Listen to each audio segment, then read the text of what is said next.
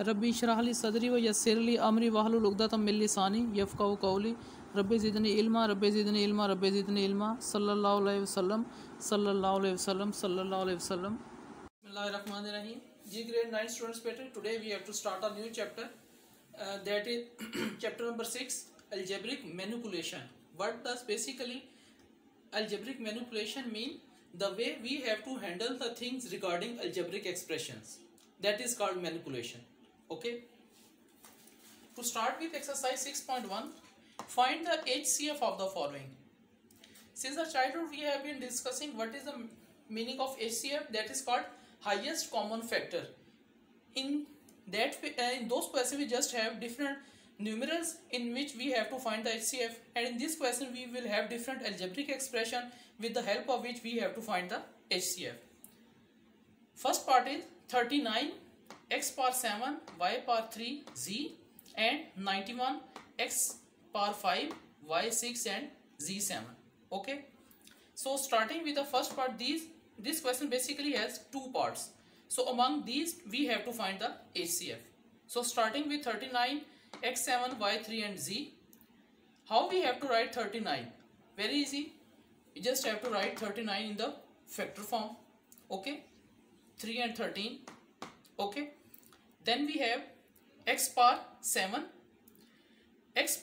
y power 3 and z देखें, that is single identity, it will be written as same, इसमें तो कोई फर्क नहीं पड़ा।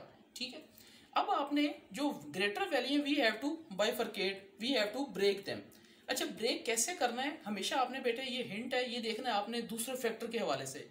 यहाँ देखें x की पावर 5 आ रही है ना, यहाँ x की पावर 7 है, तो जो बड़ी वैल्यू उसको हम ब्रेक कर देते हैं और इसके हवाले से करेंगे। x पावर 5 थी ना, तो इसको भी हम क्या कह लेंगे, x5 और x2 कह देंगे, x5 और x2। Okay, then we have y की पावर 3 और यहाँ y की 6 है, तो इसको आपको ब्रेक करने की जरूरत नहीं है, जो बड़ी वैल्यू उसको आपने ब्रेक करना है। y3 एज इट इज लिख दिया, z भी एज इट लिख दिया। Okay, then comes 91।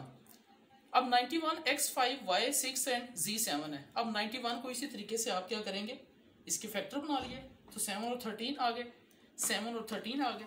अब देखिए x5 था, इसको हमने एज इट इज लिख दिया।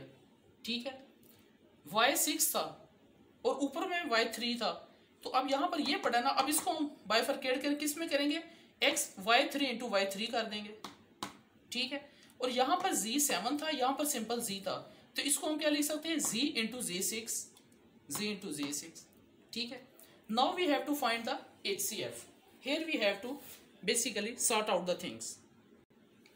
सो नाउ सबसे पहले हमें देखते हैं कि दीज आर द न्यूमेरल्स ना, न्यूमेरल में से क्या कॉमन आ रहा है, 3 तो नहीं आ रहा, 13 आ रहा है कॉमन दोनों में। ये देखें 13 आ रहा है, तो 13 हमने एज इट इज लिख दिया। अब देखें यहाँ पर x की पावर 5 है, ये भी x की पावर 5 है, जो चीज़ कॉमन आती आ रही है उसको आप लिखते जाएं।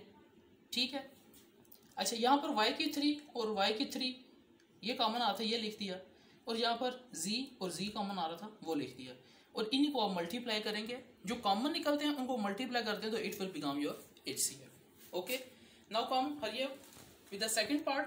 It contains 3 different algebraic expression. Okay, 102 x y square z, 85 x square y z and 187 x y z square. So starting with 102, so when we are just writing 102, तो 102 के इसी तरह आप रफ वर्क में क्या कर लेंगे, फैक्टर्स फाइंड कर लेंगे। 2 3 and 17, 2 3 and 17 are there. x तो एज इट इज लिख देंगे, y स्क्वायर है ना। ठीक है, तो देखें इसमें y सिंपल आ रहा है, इसमें भी y आ रहा है, इसका मतलब है अगर इसको भी हम y की फॉर्म में लिख दें तो ये हमारा कॉमन आ जाएगा, तो हमने y इंटू वाई लिख दिया। क्लियर, z तो एज इट इज आ गया। देन 85, सबसे पहले 85 के आपने फैक्टर निकाले।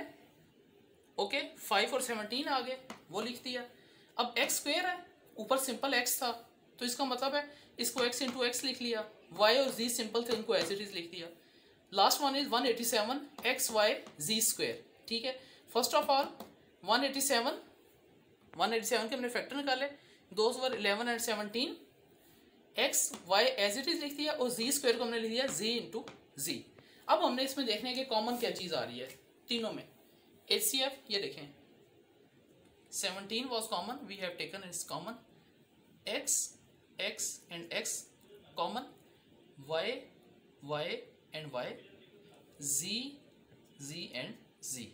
Okay, so 17xyz is the answer.